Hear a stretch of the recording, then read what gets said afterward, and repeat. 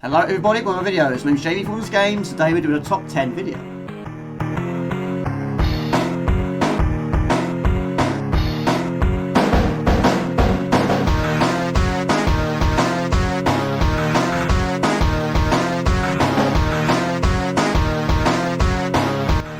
Okay, so of course I have done a previous episode of this subject on my channel. I'll put it in the description below or link it up there somewhere. But the rules for this top 10 is I cannot feature any of the 10 from the previous list. I'm also not including any last levels of games, but technically the last level should be the most difficult in theory. And of course, I'm going to do that. I might as well do a long play of it. And also, it's going to be in a specific order. So technically the game in number 10 is the most easiest, and the one number 1 is the most difficult. But it's going to be a difficult video to put together. But anyway, we'll start off with number 10 on the list. Another top 10 most difficult Amiga levels. Let's go. Number 10. There we go, coming number 10. It's a classic, it's fantastic, it's Impossible. Great game, but I've never finished it before. But yes, the top 10 in this list is going to be in specific order. In fact, the one that appears number 10, I changed 3 times. Okay, so the game is Impossible, a platform game developed by Core Design for the Amiga ST, Commodore 64, MCPC, and the ZX Spectrum. It was released in 1990, published by Gremlin Graphics. NEC Technologies published a game for TurboX 16 the following year, and it's the 6th and the final game in the Monty Bolt series. And it's absolutely fantastic. Played loads back in the day, but never finished it before. But yes, like the last video, of course, some of the levels I'm referring to are finds of the game. And this one is level 4, but like Dangerous 2, you can just set the levels in any order you like. But 1, 2, 3 and 4 are available by default. The 5th one is locked. Only you can attempt that one once you finish the first 4. We've already done on 2 separate occasions, but for this video, for this part of the video, we're referring to level 4. I could go straight there on my first go, but of course we'll try and get there with much digital energy, which something I did not know you could get back in the day. And also, this game does have a shop, also something I've learned over the years, and that is a big game changer. It actually took me years to realise that the mole from Impossible and the mole from Monty on the Run is actually the same mole. I didn't actually realise that back in the day. And of course, in this game you can also get additional skills, anything from bombs to bazookas, and also, yes, your basic ability is a kick, which is very short range. You can pick up cans of whatever it's called, it doesn't just say in the instruction manual what it is, but you can get to a maximum of 3. The more you've got, the more your strengths are increased, but also you do have a special power which you press the space bar, which kills most enemies on screen depending on where they are on screen. Like that. In this case, everything. So the rules of the game are to basically find these sacred scrolls. There's one there, in fact it's the only one I've seen so far. It's not basically additional life, what it is it's basically like a safety net. Now if you run out of energy and you've got one encrypted, you'll substitute that for more energy. In fact, it won't replenish all of your energy, just give you a large chunk of it, which is needed in a game like this, especially in the early levels. You want to try and save it for the later levels, really. So anyway, we've got 2 upgrades. So of course our kicks will be a little bit stronger, but do still take quite a lot of hits to kill the enemies. Only certain enemies will give you additional coins. And here's the boss. Now the boss battles, of course, there's one in each level. They are quite time consuming, take absolute ages to kill each one. So maybe just using a short range kick. But it is doable. There we go. First one is completed. There we go. Pick up what you can and you fly away, and your energy is restored. And then you have the option to go wherever you want, provided it's not the Bermuda Triangle. But we're going to go to the Orient. Oh my goodness me! Walking on grass slows your walking down. Being hit by the flash of the camera drains your energy down. Now, provided you've maxed out your skills, which at the moment time we have, it does make your weapons a lot stronger. But it still makes boss battles quite slow paced. They're all difficult to kill, especially if you've got short range kicks, because all the weapons will run down over time. Right, need some energy please, but of course the only way of doing that here is by defeating the boss. Don't use the scroll yet. Just kick it to death, there you go. Unfortunately, most of the items fall off the screen. The next shop is located under the stairs, press down. But yeah, once I found out this game had a shop, I've pretty much been buying the same thing ever since. I don't think I will buy anything else. We'll buy Steno Bar, we go from 26 to 30. There we go, 3 is done, on go level 4, Iceland. Okay, we arrive at level 4, this is Iceland. The reason why this features number 10 on the list is because one of them got passed on 2 separate occasions. It's rare I don't get to the boss battle though, but it's a different boss. And of course, different level means you've got another additional skill, which of course you're used by pressing the space bar. And of course, every time you start a new level, your skills will set back to basics. You do the occasional seekers range to mix from bombs to bazookas, but not everything is killed by it. In fact, these are not harmed by it at all. There's not actually many enemies in this game who are rewarded with coins. You're all trying to get to the shop with 200 coins. Now, I haven't done that on this level, but I've never seen it on the 5th level. And also, yes, snow and ice features here. It's not as bad in this game as in other games. The only reason it comes into play when it close to the edge. Sort of slip slide all over the place. Also, it's possibly stuck on the lips of the platforms. But yeah, you've got spikes nearby, bottomless pits, and water. It's not good because your character cannot swim. And also, when you've got the bazooka, every time you fire it, it actually pushes you back a little bit. Of course, it's not good when there's cliff edges nearby. But the only enemy in this level that gets you coins is a polar bear. And even with bazooka, it takes a lot of shooting. And of course, bazookas are limited in time, so you don't get a lot of time to make your kill, should we say. As we're counting, there's a lot of shooting.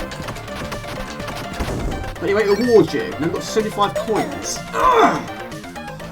I'm going to pick up a lolly. I don't know why I use that special at any points in this level. I suppose I'm just showing you, really. But yeah, this is normally the screen I use it on. Because you're in a confined space, you can't kill the snowboard, you've got to try and kill this polar bear. Because he moves alone a lot faster than I do. Right, I can't remember where the shop is on this one. I know there is one. I found it before. Some levels, the shop is very close to the end. There we go. Superb. But yeah, you would have thought I would have picked level 5 for this part of the video, but I've had such little experience with level 5. It's very rare I do not get to the boss of this level, but it's a very difficult boss. Only twice I've been victorious. Energy is absolutely horrendous. Got the bazooka, and there's a can of worms. I think boss is close. I think so. Down here. I'm sure it is. It is. Right, we've got the bazooka. It's a difficult boss because you've basically got to try and attack it while jumping. And again, with limited range. Now it is limited range anyway, and it's slow moving projectiles, and we're slow moving too. It's difficult to... I don't know what the best tactic is, really. Just kill it. But how do you kill it? It's difficult to move around. Now, even though I've only got past this twice, both times it was very slow paced. But there we go, look at my energy, it's horrific. But there we go, boom boom pow. That's the end of the 3rd level. But we're going to go on to the 5th level, but not today. That's more enough footage for today. That is impossible. Number 9. There we go, coming number 9, Sleepwalker. Fantastic game, really is good, never finished it, believe it or not. But anyway, a few years ago, this one will certainly be higher up in the list, but today, number 9. Ocean Software Limited, 1992. Okay, so the game is Sleepwalker, a platform game developed by CGA Developments and published by Ocean Software for the Amiga, Amiga CD32, Commodore 64 and Atari ST in 1903. It was later ported to MS-DOS. The game was re-released in 1904 using Eat the Cat's license for the SNES. The game centres around a boy called Lee and his favourite dog Ralph. The player is then introduced to Lee from a dog's perspective after waking up to find his owner sleepwalking through the bedroom window. Ralph leaps after him and the player takes control of what happens next. And what happens next is a lot to see and do. It would be higher up in the list if it didn't have a time limit, but it doesn't have one, thank goodness. But imagine how difficult it would be if it did. But it is certainly a lot more difficult than Impossible. But of course, the worst case scenario in this game isn't actually dying, it's Lee waking up. But you've got to try and control Ralph the dog, and you've got to try and get Lee the Sleepwalker from A to B in the safest and secure way possible. But your character does have an energy bar, and the option screen you have the option to change it from 3 lives to 5, which I don't know you could do back in the day. But anything from falling a small distance, hitting a wall, hitting an obstruction, drains his energy. But yes, running out of energy and he wakes up. But you've got to try and push him, block him, and also give him a good old kick up the backside, try and get him to the safest way possible without being hit by too many additional hazards.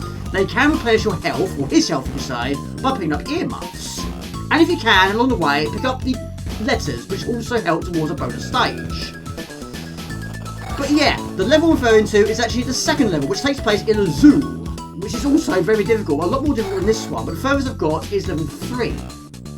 Right, energy for you. A knock on the head for you. Right, now we've got to try and make the exit a safe one. We don't want to get run over by a car. We use this dude, put him in front of the car, and now the rest is history. But yes, a very difficult opening level. But of course, it gets a lot more difficult than this. Now we try and get rid of the other side, and we're done. We go over to level 2, which takes place in the zoo. There you go. Okay, we arrive at level 2, which will be edited down, if we get through it, of course. I've only got past it about 2 or 3 times, once on live stream. Now, this branch here, if you're playing this game, it'll eventually load. AGA version, it's missing, it's not there. Without it, you can't get anywhere. But anyway, we do need the baseball bat quite a lot on this one. And being in the zoo, there's going to be so many animals out to get you. And of course, Lee has Ralph and Ralph has Lee. But Ralph has got a lot more work to do because the platforms are absolutely horrendous. But you can also hit some of the animals with the baseball bat, including the elephant, which took me a while to realise you could do it. But it throws water at you. And if you get hit by the water, it sends you over to the other side of the screen. It takes you a century. But hit with the bat and you're good to go. Use the giraffe to get to higher ground, and also this hedgehog has got to be dealt with as well. But yes, once again, hazard followed immediately by another. You've got to be absolutely on the ball to be ready for the next hazard. And you don't have a lot of time to react to it, so you don't want to get a headache from that. And also, don't be hit by the scorpion. Place it down there, and then you've got to try and turn it around because hitting the wall also drains your energy. And I noticed you don't get quite as much energy on this level as you did in the last. Right, something throws coconuts at you, and also, yes, you'll get over the pits. Right, this also will send you flying if you get hit by it. And you've got to try and jump through the chain.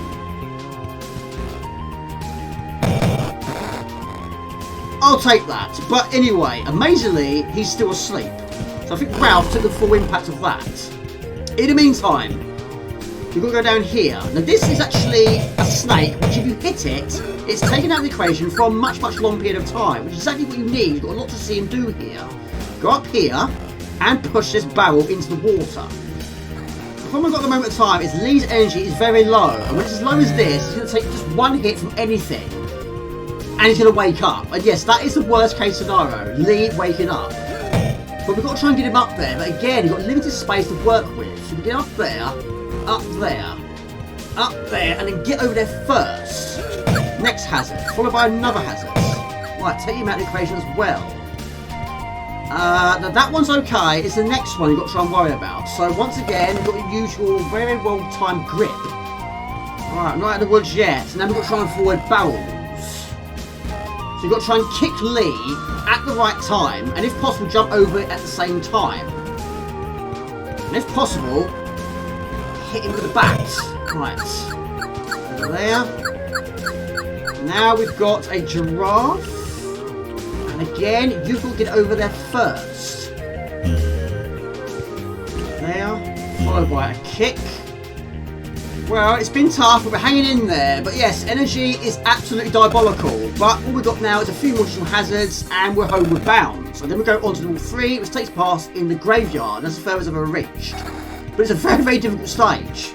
But yes, I don't think there's actually any energy, unless you look into secret areas. But in a game like this, or a level as difficult as it is, you ain't got time to look for those additional items. Just get into the exit door in the safest way, jump over an alligator, and we're good to go. And that's the end of level 2, and that's a fantastic game. That is Sleepwalker. Number 8. There we go, coming at number 8, another fantastic game, another one I haven't finished, but I'm making good progress. This is Premier, copyright 1992, Core Design Limited, the 8th day. Okay, so the game is Premier, a platform game published by Core Design for the Amiga 992 and Amiga C32 in 1994.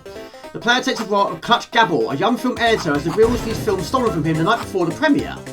The goal is to get the 6 different levels represented as movie sets and return the film. After each level, the player has to deal with a boss battle represented in the form of a minigame or an arcade sequence. It's brilliant! Not played for a while though. I do have it on the C32 and Amiga. There's no difference between the two apart from being on the CD. Maybe it's got a different outro, I have no idea. Not finished the game to find out. But the furthest I've reached is level 4. But yes, another game where the level I'm referring to is quite some weight into the game. Back in the day, the furthest I reached was the level 2 boss, which takes place in a black and white theme, which is a train. But you start the game off with limited skills. You do not have any weapons apart from your powerful punch, which you can punch an enemy and explode. But each level has a different theme and each level has a different weapon. On this one, it's dynamite, which of course is limited. Pick them up along the way, and you do have an energy bar, and of course you can pleasure energy by picking up popcorn and also a hamburger, which sounds good to me. Along the way, you'll find switches, switch over various doors and take things out of the equation. There also are the occasional traps in the mix. But it's good. Some things die with 1 stick of dynamite, some die with 2, some maybe die with 3. It all depends on their size. I have to admit though, when we first got this game, Boxing Day 1993, we didn't actually read the manual at the start. I mean, who really did back in the day anyway? But there was quite an important mechanic we didn't know about. After about 10 minutes or so, we realised that pressing down on fire allowed your character to jump backwards and forwards on the platform. Quite an interesting mechanic, but yes, not knowing how to do it, we didn't get very far. Once we realised to do it, yes, it makes a good progression. But anyway, on each level, there's a different theme. Being a Western theme, it's going to be a shootout. So basically, you try and shoot him 3 times. If you're early, you die. If you're late, you die. But you do get 2 lives at the start. Superb. On we go to the next level. So this is level 3, this is the horror thing. One of the problems with this game is of course your projectiles. Now of course in this one you are firing holy hand grenades. The problem is they're dipped bullets, which I'm not a fan of. So anything that's close to the ground or quite close to you, like that ghost was, sometimes your bullets go over the enemy you're trying to shoot. So it's a bit difficult at times. Also, sometimes you can tell what side of the plane the enemies are on, whether it's on the back or the front. So that does also cause quite a lot of problems. But yes, enemies close to the ground, enemies crawling on the ground, you've got to shoot from some distance. But apart from that, it's great. But yeah, sometimes also you hit the ceiling when you're trying to jump over an obstacle. Okay, took some time we've got there. This is level 4. This is the level I'm referring to. But yes, this is the cartoon theme. It's a great theme, but I've never actually managed to finish it before. I've got to the boss battle on a few numerous occasions, but unfortunately, no victory. It's difficult because not only is the level long, but it's actually one of the very few levels where your projectiles just go to fall into the screen. Basically, it's a pistol. But of course, very limited in ammunition. And a lot of the times, we're wasting quite a lot of your bullets because you're still able to tell which side of the sides of the screen the enemies are on. Enemies that fly, it's difficult to tell, but not just the enemies themselves, some of the platforms, it's also difficult to tell which side of the screen they are on. Sometimes it's obvious, but sometimes it's not so obvious. But anyway, your projectiles do go to fall into the screen, which of course is a great thing. But limited ammunition, and of course enemies take so many hits, I've already run out. So it's best to punch them, or just avoid them at all costs, just jump over them. But yeah, sometimes it's very obvious to see which side they are on, especially if there's an obstacle behind them. But some of them is very difficult to tell, and that is probably background. Which is not, it's actually foreground. Because they're higher up, it makes it even more difficult to tell.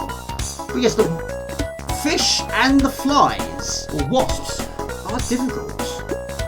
See, that's at the background, so I just wasted another bullet there. I've got 21 bullets. Now you replenish your energy by picking up popcorn. Popcorn gives you 2 bits of energy, and a burger gives you 1 block of energy. Right, superb. Got some nice touches, got some nice features. That's at the foreground, that's at the background. So there we go, take a little step down, and avoid getting hit. Right, jump down. Right, going well so far. So we've got 5 lives intact, but yeah, I can't remember how many times I've attempted the boss. 2, maybe 3, but yes, unfortunately, the boss is always 1. But it's a nice idea. But we're trying to avoid commentations as much as possible. We don't be falling distances when we're this high up and so close to the end. The enemy takes place inside the kitchen drawer. There's not actually that many switches in this level either. Pick up a popcorn and we drop down, and that takes us to the boss battle. There we go, a quick touch up. Okay, I can't remember the last time I attempted it. It was quite some time ago, but basically you've got to try and defeat the enemies at the character drawers. It's a really cool idea, but you don't actually have limited ammunition on this one. You've got to try and defeat multiple enemies. Just when you think you've done it, he draws something else. But the problem is, like Impossible, your characters move around quite slowly. And of course, you cannot fire very often. But yeah. You can also roll down the stairs. That's also another way of saving ammunition. Right, so you think you're done, but you're not done. He draws something else. Yes, this will chuck beach balls at you and it will fire spikes at you. Yeah, again, the problem is your rate of fire and the fact your character's very slow moving. I do like the idea. It's really cool. Right. That helps. Stay down here where it's safe. You can also cannot fire while on the stairs either. I forgot about that. Right, I'm staying over here. I don't know where the beach balls are coming from. Right, I think this is the final phase. I can't remember what this one does. Of course, it fires at you, of course. It's nothing more, nothing less. Right, stars. Like a Tasmanian devil sort of effect here.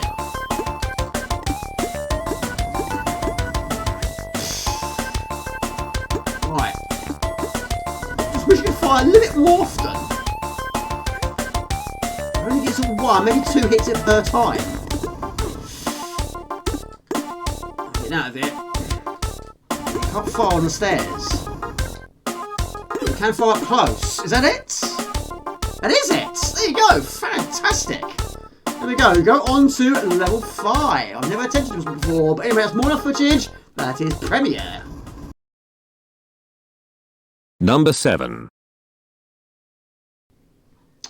There we go. Number 7 goes to this amazing game. Cheddar Corporation, 1987, all rights reserved. I'm sure Mr. Raw knows what level I'm referring to. It's a fantastic game, played loads back in the day, but I've never finished it. Okay, so the game is Rainbow Islands, the story of Bubble Bobble 2. It's a 1987 arcade video game, developed and published by Tieto, with the arcade version licensed to Romstar for North American manufacturing distribution.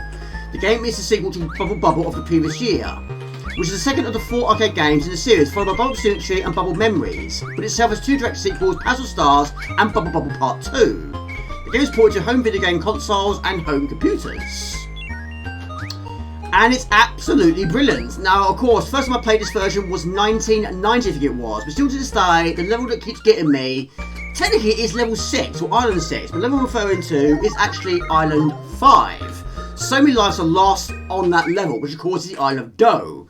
But still some way to go though, but you can get additional skills and of course you can earn lives through score and by getting all the diamonds in sequence. Now if you do it in the right order, from left to right, you do earn a permanent skill, which you keep every time you die, but you do lose it, I think so, when you use a continue. But yes, rule number 1 is try and get there without losing too many lives, which on the early levels shouldn't be too bad. But yes, I've played this game so much, but amazingly it's not Island 6 I'm referring to, even though technically it should be, but the problem is Island 5. But anyway, let's try and get there. Of course, this time does have a time limit, which can be quite brutal at times, because you want the screen filling up with water. But you start the game off with 2 digital lives. Get to the end of the level, and you get a goal in, and that's where you're getting more digital points. Okay, so far so good, but yes, technically this is the easy level. It's very rare I die on this level. But anyway, what we want to try and do is, of course, get to the end of the level with all the diamonds in your best session, and if possible, 3 fast-paced rainbows. So it makes boss battles a lot more easier. But anyway, ended it with 4 lives. I'm fairly happy with that. You can earn lives from score. Getting the diamond at the end of it gives you 10,000 points. But do it in the right order and you get the maximum rewards. But there we go, off the mark, 4 lives. And we go on to the next island. Okay, 5 lives. We've got the diamonds and as additional bonus, they're in the right order. And also we've got a jumping skill. Every time you jump, stars are thrown into the atmosphere. Great way of getting additional enemies. But unfortunately, you can't use it in a boss battle. You can't use it in any boss battle. It's taken away before you confront them. But anyway, 3 triple rainbows, the ultimate way of defeating a boss battle. But I'm pretty much going to do the same tactic here. Try and get them into a pack and hit them with everything we've got. Successfully get a diamond and go for extra draw to earn a permanent skill. Superb, there you go. Some did not know back in the day. It took a few years to realise that. So, pick up what you can, 10,000 points for a diamond, and we get a red potion out of it, which is permanent. There you go, another 10,000, 20,000, and we go to Island 3. Okay, unfortunately Monster Islands take one of my lives away, but I've managed to get here with all diamonds and additional bonus, the 3 fast-paced rainbows. Only once got past this boss with the 1 slow-paced rainbow, which is difficult. But anyway, hopefully that will punish the life we lost. That's Monster Island. We go on to Toy Island, also known as Island 4. There we go, 5 lives, superb. Okay, unfortunately, this level also has taken one of my lives away, but we have all diamonds, and of course, we've got the 3 fast-paced rainbows. But anyway, it fills up with water very quickly. But yes, getting here with 1 or 2 rainbows, especially the slow-paced ones, does make this one a bit difficult. But again, getting with 3 fast-paced ones should be okay. Don't think it's going to be okay to get 1 more additional life back. But 4 is not a bad score. But anyway, not too shabby at all. But you haven't got all the diamonds in the correct order. I'm not that good at the game. But it's going well in terms of lives. But we go on to Island 5.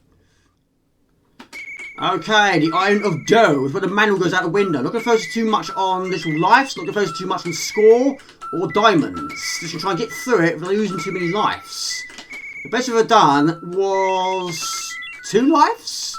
But by the time I get to Island 6, so much damage has been sustained on this level, I've got hardly any lives to work with. Because when you get to Island 6, you cannot continue from that point. Which is quite mean, actually. But anyway, going to try and get all diamonds. I wasn't planning to, but I think it's probably the best thing to do. But the enemy's basically going to be crushed, and also got to land on a specific point to get a specific colour. So where they land is what colour you get. And also the time of it is like non-existent. It's over the flash on this one.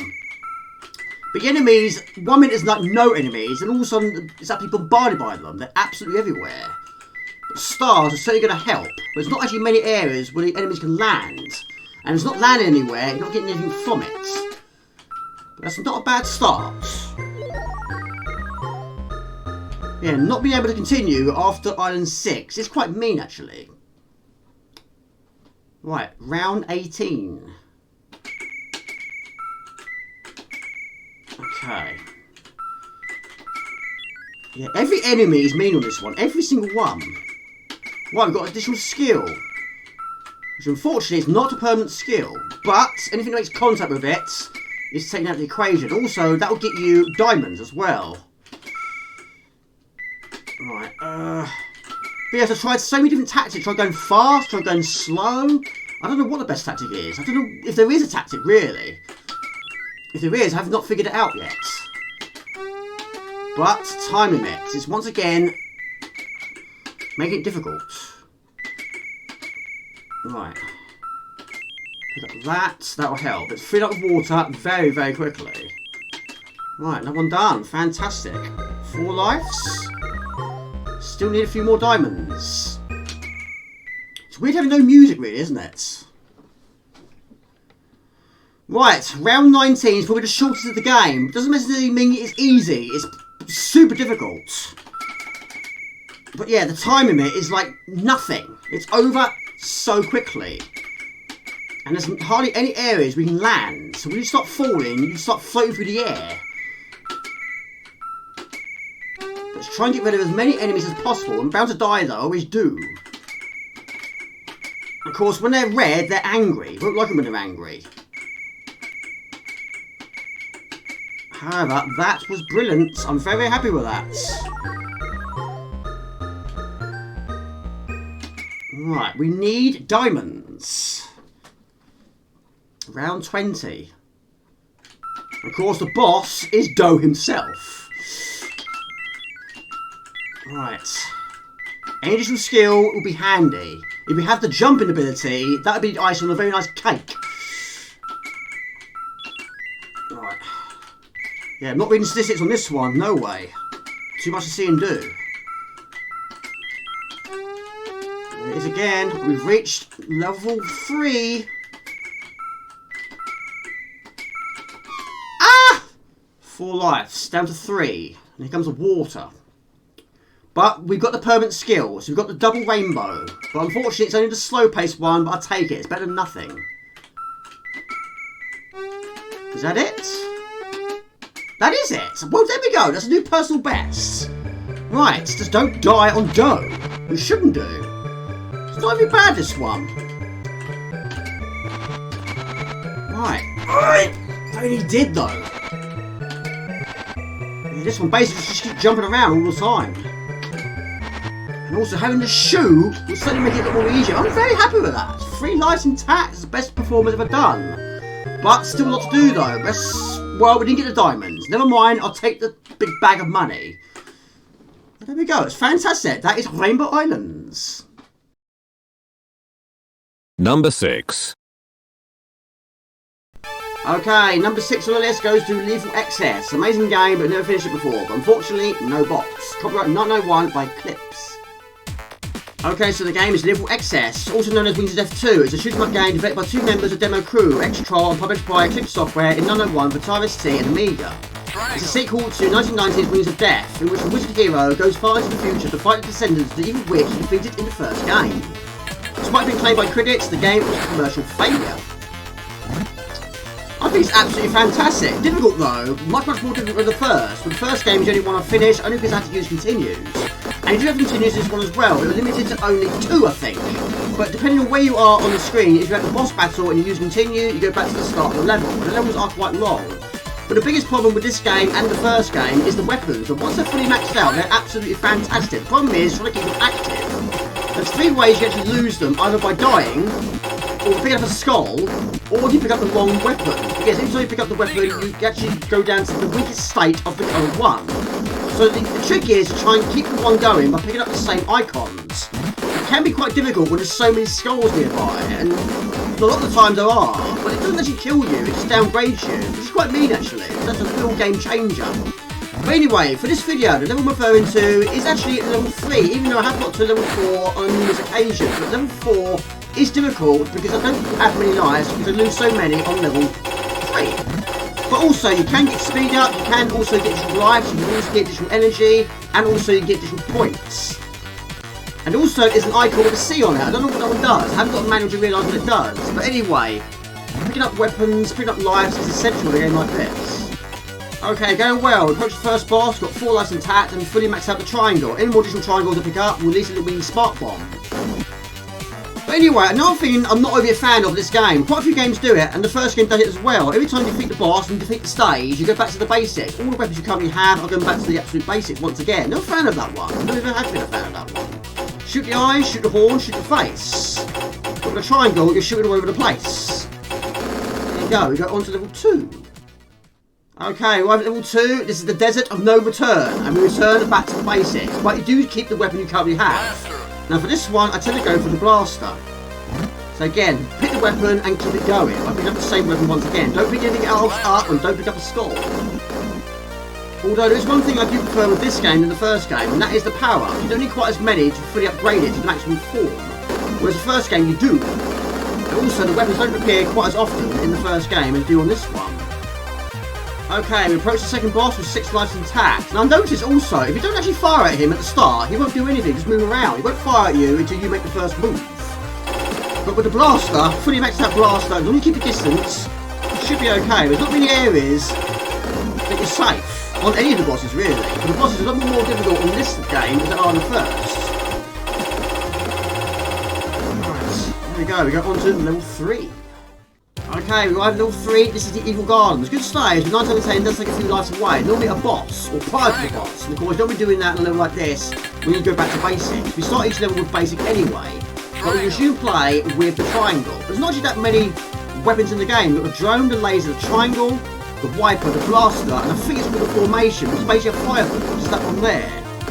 Which isn't great at the start, not many of them are. But only the drone, the triangle, the blaster seem fully maxed out. Also, you do get continues in this game. I found out that the C icon is just that. But even though the levels are very long, you usually continue at any point on the stage, you go back to the start. But 9 times out of 10, the biggest problem is not the bullets and the enemies, it's trying to avoid the pickup you don't want. So avoid the skulls and avoid picking up the wrong weapon. Pick up anything different to the weapon you have, and it'll take you back to basics. And then going back to it again, you resume play at the basics. Triangle is good. Now every time you pick up a heart that repairs your health. C is a continue, we found out, and also A is auto fire, so it gives you a fun with a rest. Until that happens, it's mash, mash, mash. Right. Seeker is limited in time. I suppose it's similar to a way of Super Nash one I said on 2. It's only in the bottom left corner how much time you've got, which you need in a situation like this, when we're buying so many bugs. You want too many bugs on the screen. Right, energy, I'll take it.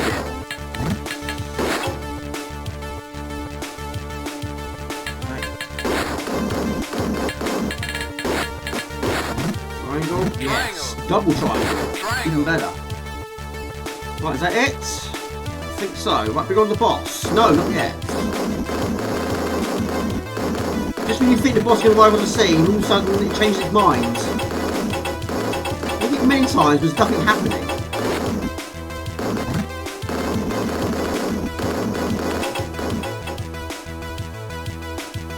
Now this boss has been used on the first game, it's similar anyway, but yeah, it does move around in pretty much the same fashion as other bosses, but it might look fairly harmful at the moment in time, not a lot to it, but it can change. It's never dead, it never is. They never stay dead, do they?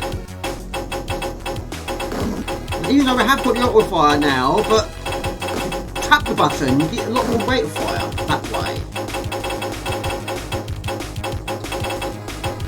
No energy bar for boss battles. Energy isn't great, to be quite honest, but you're not going to get any energy here. What we will get here is occasional weapon. Right, so what happens now is it actually... Well, it fires more at you. Destroy the maggots. Now, until you destroy the 3 that come out of its body, it will just keep throwing more additional maggots at you.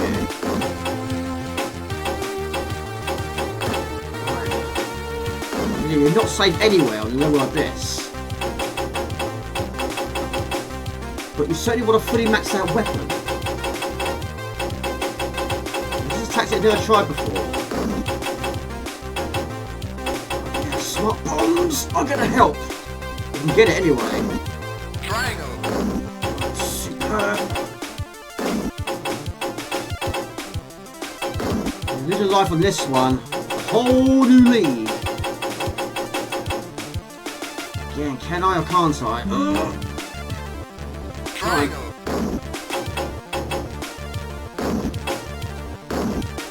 Yeah, I'm not sure how many levels this game has. 6, maybe 7, something like that. But the furthest I've reached is level 4. There you go. Fantastic. More footage. That is Lethal Excess. Number 5.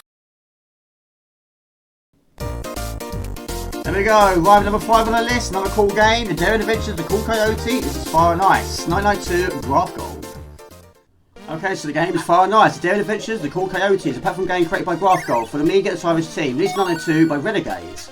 Master System and Game Gear versions were developed by Graph Gold for Virgin Games, and the C32 version was enhanced to include detailed background scenery, 256 on-screen colours, and several layers of parallax scrolling. And as Gumjo would say, we love a bit of parallax. It's absolutely superb. I love this game. It's one of those games I always wanted to finish, but still have not finished it to this day. Back in the day, it's rare I've got past level 2. Now it's rare I reach level 5. I've got there on a few separate occasions, but the issue is, once again, quite some way into the game, it's level 4. But this game is quite generous for life. It's not quite as generous as the Tarkin trilogy, but it certainly will help. But yes, it does go up in difficulty quite quickly when you reach level 3, should we say. But in saying that, level 3 is the slowest paced level of this game, which is a little bit of a shame really, because it really slows the game down, but then all of a sudden it throws a kitchen sink at you at level 4. So you've got to try and find the keys. We do this by killing enemies, by freezing them to the spot, limited time, shatter them and find the key and find the exit door. Now if you get one of the puppies to the exit door, some levels have none, some have 1, some have 2. You can also get additional life, also find a bone, also earns you a life that way as well, and of course score. So a very generous game. Now you press the spacebar, it tells you how you're doing in terms of key, and we've got one more piece to find. And we've got to try and find level 4. There we go, we've got the key, we find the door. Unfortunately the puppy is nowhere inside, but he's only got little legs. So no extra drive this time. Okay, we've got the key, we've got the puppy, we head to the exit door. But make sure you exit the door second. You've got limited time otherwise. So yeah, in the space of no time at all, we've gone from 3 lives to 5. But the maximum we can hold is 9. Okay, not many bosses in this game, not that I've seen anyway, but occasionally one does feature. Right, he should have the final piece. That's the final piece. Got the puppy too. In he goes. Now that area at the top there, I've never actually been up there. I don't just know how you get up there. There's got to be some sort of secret platform somewhere. But where? That's the question. I've never been able to get up there. I don't know how you do get up there.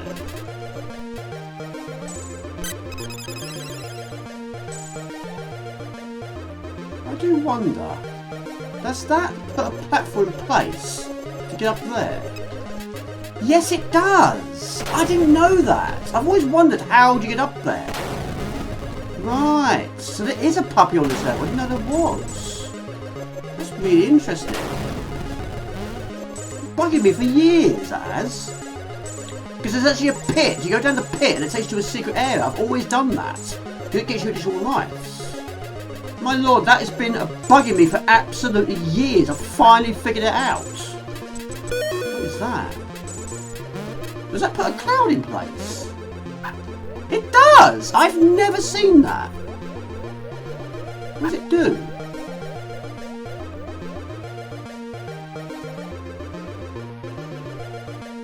Right, problem is, this is taking too long to solve, but now we're running low on time.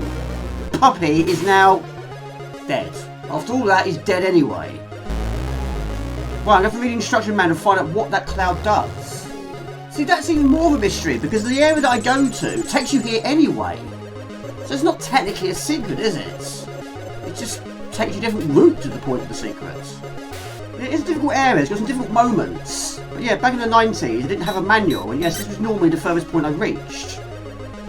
Also, I've learnt something else today, that the bark, which of course I knew you could get, is actually called a sonic bark.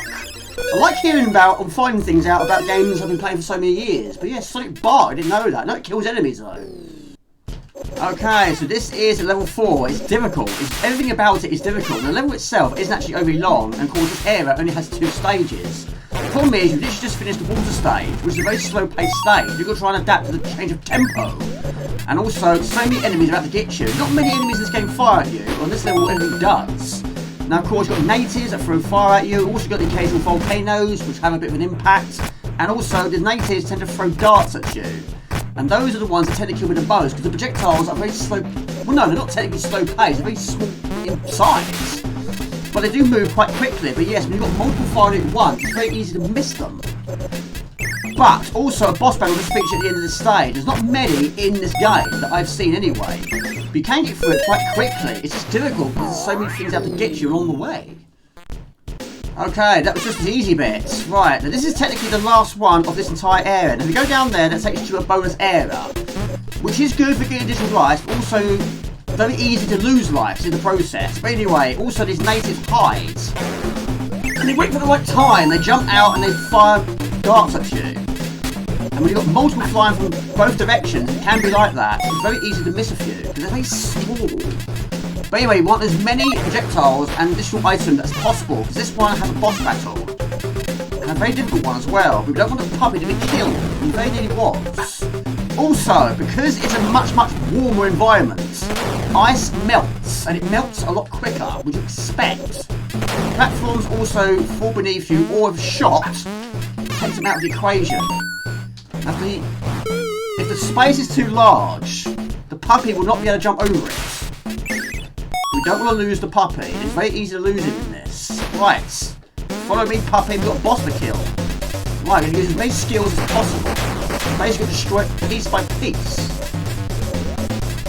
When I first reached this stage, I was so shocked it actually had a boss of this difficulty. Didn't get far. Right, now I don't know where the puppy's gone. They want him to be on this side. We can't shoot the tail on the left-hand side. You press the fire button down, and wherever he's on the screen, he will also fire. Right, let's try and risk it for a biscuit here. That dart is a nuisance. I'm assuming there's a set time pattern for its projectiles. Right, what happens now is they send reinforcements. They get angry. More reinforcements means more potential darts. Darts in the game of darts. There we go. I'm very happy with that. That's superb. But level 5 is also extremely brutal. But there we go. Come on, puppy. Let's go. And that is it. Far nice. Number 4. There we go. Right, number 4 on the list. Hudson Hawk. Technically it's a DVD. I don't have a box version of this game. It's a great game. Love the film as well. Coming at number 4. Okay, so the game is Hudson Hawk, a platform game developed by Special FX Limited for the MCPC, Amiga, Atari ST, Commodore 64 and ZX Spectrum, based on the film of the same name. It was released in 1991 and was published by Ocean Software. Sony Ubisoft released the game for the US for the Game Boy and the NES, and a SNES version was also in development but was cancelled after the film had flopped. And it is a good film, watched it loads back in the day, but it's a good game, but it's very, very difficult. Did not play it until 2021, I think it was, quite late on. But the level that tends to get me the most is level 3. Now, I do get past it from time to time, but it does take quite a few lives away, or possibly maybe even the game over. But it's difficult because I'm not a fan of your character jumping, he's running, and he's dipped projectiles, which are baseballs. Now, if you hold the fire button down, he throws a baseball, which is like a bouncing bullet. But if you tap the fire button down, he does a boxing glove attack, which causes short range. Go to the window, and the first one is done. We go on to level 2, but level I'm referring to is number 3. Okay, arrive at level 3. Now the area is actually called the safe house. It's not a safe place to be, it's difficult. But this level is the air ducts. Now you start the game off with 4 lives. I don't think you earn additional lives through score, I'm not sure. We do have an energy bar, and it only replenishes after certain areas. But you do have the evil timing, which is rare I get killed by the time. But what is no surprise, 9 times out of 10, it's been electrified, or occasionally be killed by these fans.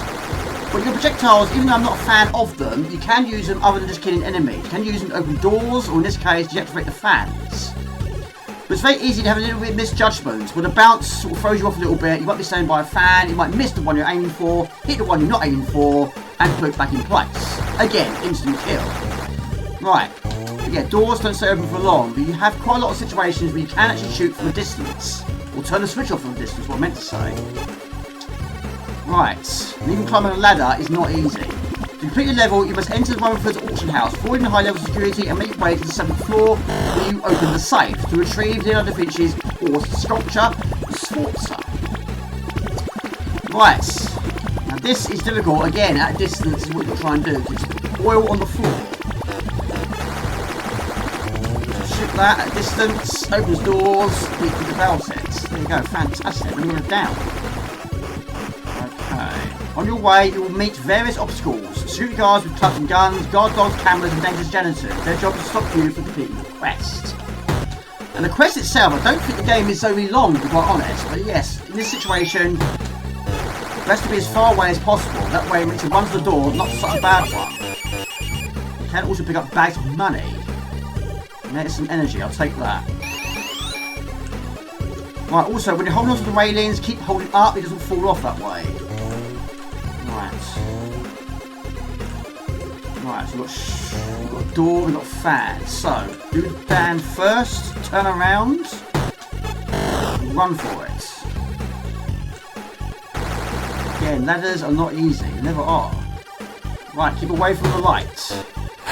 But yes, like Sleepwalker, I like to put hazards close to each other. So in this case, you've got to try and open, run, jump, open, and don't be hit by anything. Go. Superb. More money, more energy, more hazards. Go, go, go. Not too far away, did I say? But there's one way to replenish your energy. We'll do it again. Play it again, Sam.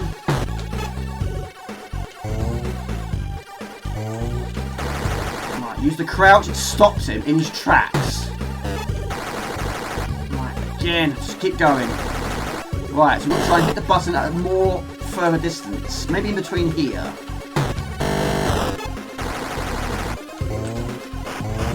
Right, we go from there, I think. There you go. It's a difficult stage, but let me go on to number 4.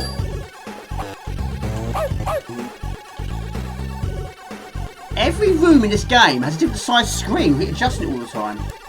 Right, mummy in this closet. Again, keep killing me. Don't go underneath it, you have to go over it. Otherwise you get killed every single time. It's difficult, we've got your security guard. You've got to stay out of the light. Okay, stage 5, crack the safe, which causes time. What you're trying to do is input the right combination. The problem is, it gets faster. And this is also taking a few lives away. So 2817, in that order. 17. No. 2. Yes. 8. Yes. 1. Yes. 7. Bingo! Have some of that! Level 1 is completed. There is our horse. And we go on to the next game. That is Hudson Hawk. Number 3. Okay, we arrive at number 3 on the list. I haven't played for a while. It's a great game. Difficult though. Never finished it. Shadow Warriors. Copyright 1990. Ocean Software. Okay, so the game is Ninja Gaiden. Shadow Warriors in Europe is a 1988 side-scrolling beam-up game, originally released by Tecmo as a point-operated arcade video game. It was first released in North America and Europe late 1988, and in Japan February 1989. It was the first game released in the Ninja Gaiden franchise. The arcade game was a major commercial success in North America, becoming the highest-grossing arcade conversion hit in 1989 in North America. And that was very, very difficult to read at the same time. It's fantastic. Not played for a while though. But yes, the level I'm referring to is also quite some way into the game. And it gets me every single time I get there. And back in the day, I always did get there. It's level 4. Now your character doesn't have many skills. He doesn't have many weapons either. But you can get additional items by knocking enemies into parts of the stage. We have limited time to pick it up. Anything with points, additional energy, a sword from time to time. And it can increase your time from time to time also. We start the game off with 5 blocks of energy and you do have 3 lives. But yes, it's difficult. And of course, the new version does struggle when there's a lot going on the screen. And just having like 3 or 4 enemies on the screen is enough to slow it down. But playing this game on the 500 is going to be even worse. Back in the day, that's what I did. But you want to try and increase your energy at whenever time is possible. That will give you 2 blocks of energy. The blue one will give you 1 piece of energy. You've got to keep moving all the time. The swords you can get from time to time, but they are actually limited. You have a boss battle at the end of it, but I've never ever played this game on the arcades. I have to admit, it's been a while since I last played this. I've forgotten how difficult this game is. But every time you're knocked down, you lose 1 block of energy. Sometimes you lose 2. But the items that you pick up are random every single time. Sometimes you get energy, sometimes you don't. Sometimes you get weapons, sometimes you don't. But you want to try and aim and get the red pill. But you'll be stuck in the middle. There'll be a piggy in the middle, but you can be in a game like this. Now, even on a situation like this, when you're walking on the railings, 1 hit and you're dead, basically. Whether you've got 4 energy or not. I cannot remember if it earns your lives with score. The sword is limited in either time or usage. I'm not sure. You can jump from the top to the bottom of the platforms.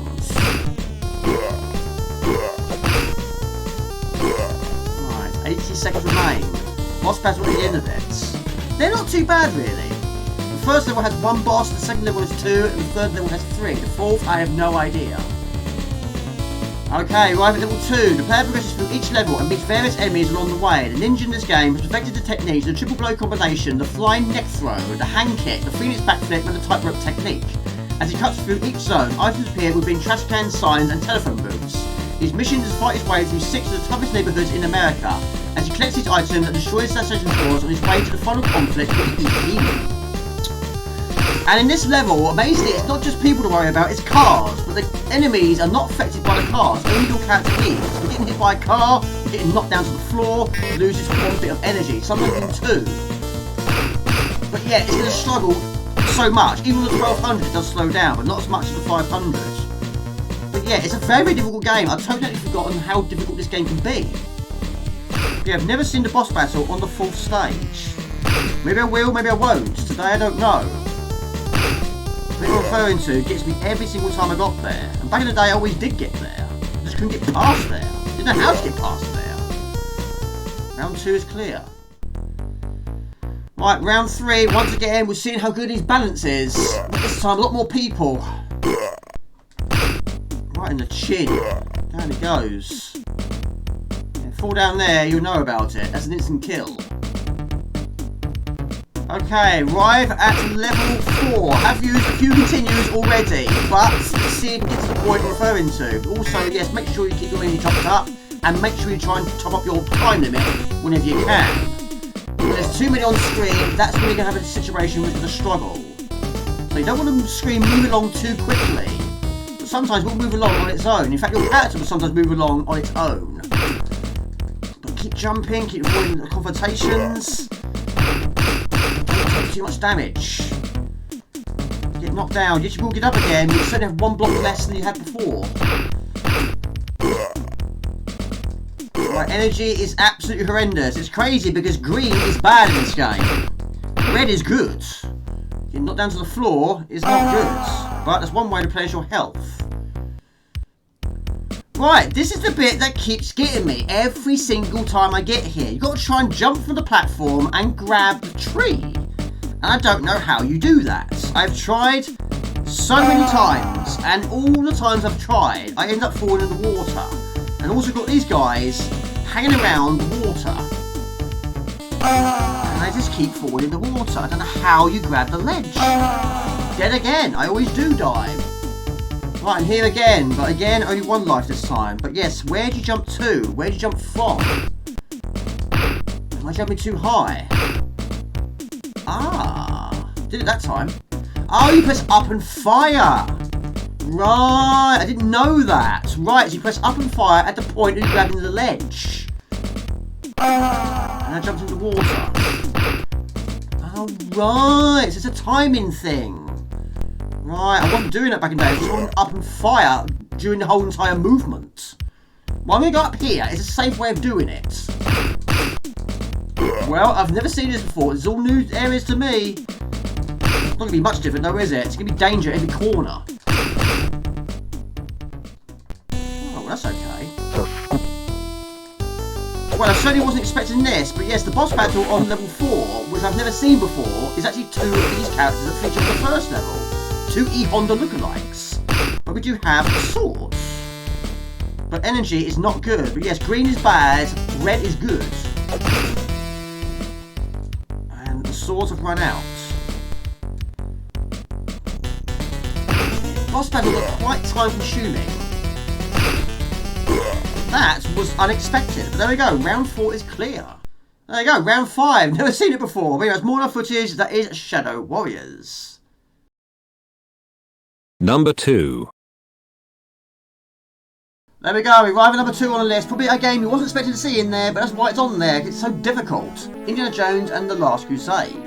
Coming at number 2. Okay, so the game is Indiana Jones and the Last Crusade, the action games, published in 1999 by Lucasfilm Games, based on the film of the same name. The game was released on Sega Spectrum, SPC, CG4, Atari ST, Amiga, IBM PC, MSX, Master System, NES, Game Boy, Game Gear, and the Sega Mega Drive Genesis. And for this video, it appears at number 2 on the list. I do like it, I like the game a lot, but I can't get far. But the first version I played was the CG4 version. In fact, the CG4 version I've got a fraction further, but the Amiga version I've never got past this first level. But Indiana Jones' defense, it is actually running on the 1200, it's running a lot faster than it should. You should really play this game on the 500. We don't get many skills and abilities. You do occasionally get the whip, but it's limited to 5 uses. But what I tend to do is, I tend to run it down and don't use it at all. You do much better by using the short range punch. Crouch, wait for the right time, and punch him right to the nose. But that's a much better way of doing it. But there's so many things out to get you in this game. Falling debris is of course my nemesis. But anything from falling into water, fall to the bottomless pit, fall from a height, hitting the ceiling, all leads to instant kills or possibly just a little bit of energy lost. From a large distance, pretty much drains all of your energy down. But also, enemies are out to get you. They shoot at you, shooting anywhere on your body. It's going to lead to a serious, painful experience. But also, the biggest problem is, of course, how dark it can be. You'll try and top that up by picking up these torches. And you'll be wasting quite a lot of time waiting for these guys to crawl up and down these ropes. It's like waiting for a bus. Yeah, much time can be lost on here because these 4 dudes go up the ladders at different speed. You've got to wait for the right time to make your move. There's not many times to make your move because, yes, they can kill you. You can be killed by a climbing person. Right. Now, of course, we're here to find the cross. And, yeah, just keep that torch topped up. But some areas you fall and lose energy, but unavoidable, I'd say. Some of them are, anyway. But you do get the occasional checkpoints. And every time you die, enemies are respawning, unfortunately. Right. Have some of that. Right, energy is not good. Lighting is not good. But the cross is just up there. But fortunately, you can't just go up there and get it. We'll go all the way round. And also, platforms do fall beneath you. Right, don't be shot in the leg. Right. Up here is more additional lighting. And also another person going up and down a rope for a living. And there's actually an area up here which I thought for years was a brick wall, which is why I never went through it. But that's actually the way to go. So wait for this guy. Okay. Yes, we jump through this area here. Okay, jump. Superb. Also, fall damage. Sometimes it's unavoidable. Hitting here on the ceiling sometimes is unavoidable. Right, now around here somewhere is the item we require. So we jump from there to there. Pixel perfect from there to there. Then jump from there to there. Right, we got it. Now we've got to try and get to the outside world, should we say. But of course, it's very dark. To there. To there. I've actually managed to do it without dying. Right, now we go up here. Now on the left hand side is more additional lighting, but on the right is actually the exit door. Hey, my goodness mate, jump! But I was certain on the CD4 version that the train and this section are two separate levels. Now I'm not so sure. But we're not done yet. But we jump on top of the train. And like the film, it has animals. We've got rhinoceroses and giraffes. But now there's no issues with lighting. But much pixelation jumps on this one. But energy is not good. And also there are the occasional people around here giving you a little bit of a hard time. Right, we do resume play here. The Dun O'Daffy of Circus. Right, to there. To there. 9 times out of 10, it's been shot or having a knife thrown at you at long range, what tends to ruin my day. But it's difficult. It is very difficult. Right, I've lost so many lives. I think this is the last one now. But anyway, it's not the animals, it's not falling off the train. It's getting shot or getting a knife in the kneecap. But yes, you can crouch the knives, but I don't think you can actually jump over the knives. So it's a 50-50 shout, really. Right. Where is he? Crouch and make a move. Right, so I'm going to be killed by a giraffe. Or rhinoceros.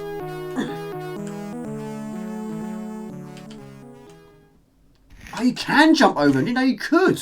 Well, there we go. I had no lives remaining. But there we go. Finally got past the first level. We go on to level 2. Not today. There's more footage as Indiana Jones and the Last Crusade. Number 1. There we go, we arrive at number 1 on the list. Some of you might be surprised, some of you might not be surprised. It's a brutal game, never finished it on the Amiga. Coming at number 1. Okay, so the game is R-Type 2, Holden Scrolling Shooter, developed published by IBM, and released in arcades in 1989, the sequel to R-Type, and the second game in the R-Type series. And of course, it's R-Type. I absolutely adore this game. Of course, it's not as good as the first game. The first game is always going to be my favourite game of all time. I don't think any game can knock it off its perch. But I have finished a few versions of R-Type 2, but unfortunately the bigger version is not one of those. In fact, I can't get hardly anywhere in this game. I can get to level 3, that's pretty much the furthest I get. Not every single time though. Level 2 is also quite difficult. But the Amiga version, can't get past it. I've had so many attempts over the years, it's still very difficult. Now, the Amiga version does have a few issues. The slowdown is an issue, the rate of fire is an issue, and also WSD load is known to be quite buggy, and this version is buggy as well. But it doesn't ruin the experience and the fun of the game. It's still a great game to play. But yes, level 3, I've never passed it on the Amiga. And you start the game off with 3 continues, but again, you've got to try and get there first. Boss battle at the end of each one. Okay, right at the first boss. Like the first game, we always have the beam, but this one got 2 levels of it. Hold it down even longer, it's even stronger, but it absolutely ages to charge. But there we go on to level 2. Now level 2 is also very difficult, and the game was given 2 new weapons. You had the search laser as well as the shotgun laser, but unfortunately the Amiga version doesn't feature any of them. But it does feature the new anti-ground unit bomb, which is also added to the missile inventory. But also, this level has checkpoints. In fact, all levels do, but the checkpoints are in the worst locations. And of course, when you lose your force, there's a whole new level of difficulty without the force. Where it puts you with no force, it's difficult to get it back. Really. Right, boss time. But yeah, this is a very slow-paced boss. Yeah, the area we've got to shoot is not easily accessible, really. Switches from top to bottom. It's best to use not the fully charged beam, but the small beam. There we go. We go on to level 3. Okay, level 3. I've died already, but yeah, I've never ever got past this version. And as you can see, already it's starting to bug out. But yes, it's very slow-paced at times, and yes, it does. Well, every version I've played, it bugs out in different locations, but I'm hoping that's going to sort of disappear. It should do. Like that, there you go. Yeah, every version I've played is the same. Well, it doesn't bug out in the same point, but it bugs out at some point in the level, you say.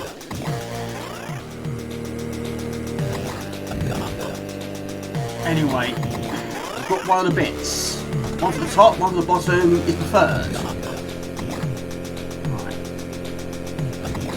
Yeah, it's a bullet hell. It really can be. And when it's slow, it's not a nice combination.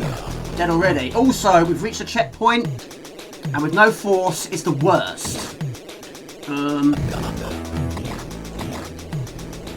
Right. Hurry! Come on, force. Quickly, quickly. Right. I have got to the boss battle on a few numerous occasions. I think once on live stream I did it as well. But unfortunately the damage was done at that point. Oh my goodness me. Well, I'm dead already, but you do get continues. So we'll do just that.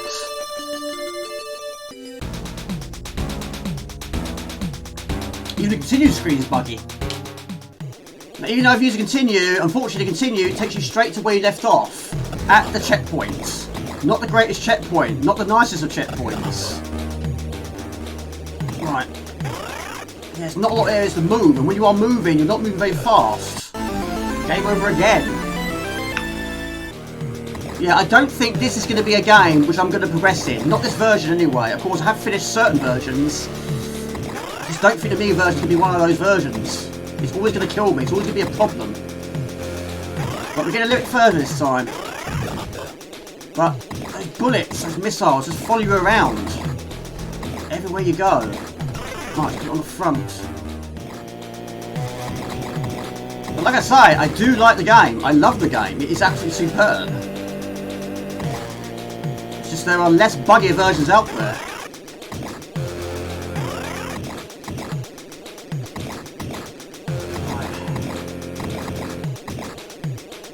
They follow you everywhere you go. Oh my goodness me! Right, next phase.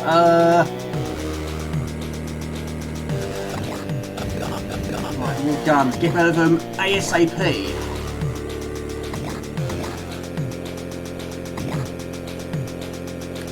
Right, stay on the other side. We'll see you on the other side. But the boss battle I've only reached a few times. But yeah, the trouble is I'm so low on life that by the time I reach it, we have reached it. I think the secret is probably the force itself. Oh my goodness me, and again it takes you back to where you were. We're back here again. Right, force is going on the front. For this boss battle, it's going to stay on the front. Change of tactic. I'm always changing tactics in my games, but for this one, I think it's probably the only tactic I think really work. But the problem is, it's these missiles. And the force can destroy the missiles. But there's just not a lot of areas to move. We're on the boss. Oh, poo! I missed it. Oh. Right, that's going to change things. No mind, the force is the key, it seems. Get rid of that gun straight away. The thing you've got to shoot is those blue orbs. That thing. Oh, yeah. Where are you supposed to go? I can't go anywhere. Goodness me. Right, boss battle once again. Get rid of that one. Full beam. Right, destroyed one already. Head down here. Wait by the hatch. There you go! My goodness me! All it takes is 2 full beam shots. I must have played this about an hour and a half. There you go! I finally figured it out! It's still a difficult level though. But now we've got to try and get past this one. How many have I got left? Life-wise. I have attempted it on other stages, but not here. Not this version.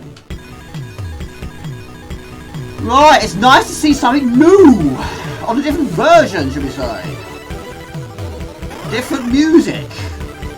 hope the checkpoints are not in the worst locations. Okay. We've got the force. I can't move. There we go. Now, on other versions, this is also a difficult stage. I wasn't going to say because of those, because of these moving platforms. I mean, yes, I wouldn't say I've mastered that last level, far from it. But it's nice to now know that it only takes 2 full beam shots. I mean, the first boss can be killed with just 1. Of course, you've got to make sure you're shooting the correct point. Right, lasers, of course, goes through the force with ease. It always does. Force is indestructible, your craft is not.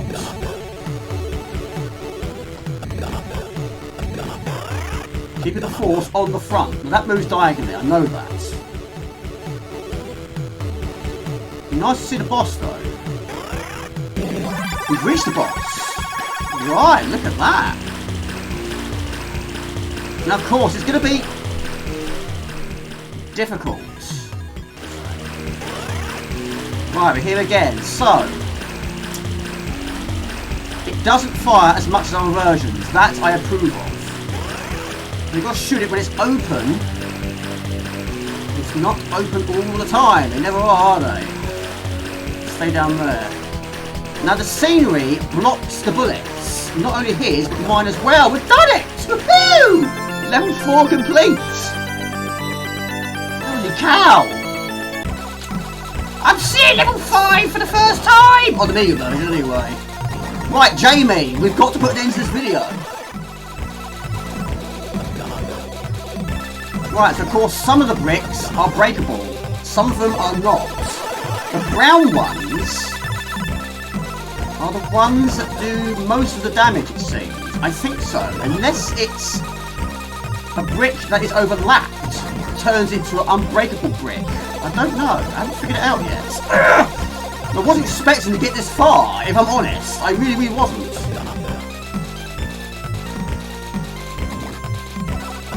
That's right. I mean, it's work in progress. It's a game I want to finish. But I think that's more enough for this part of the video. That is, it's game over anyway.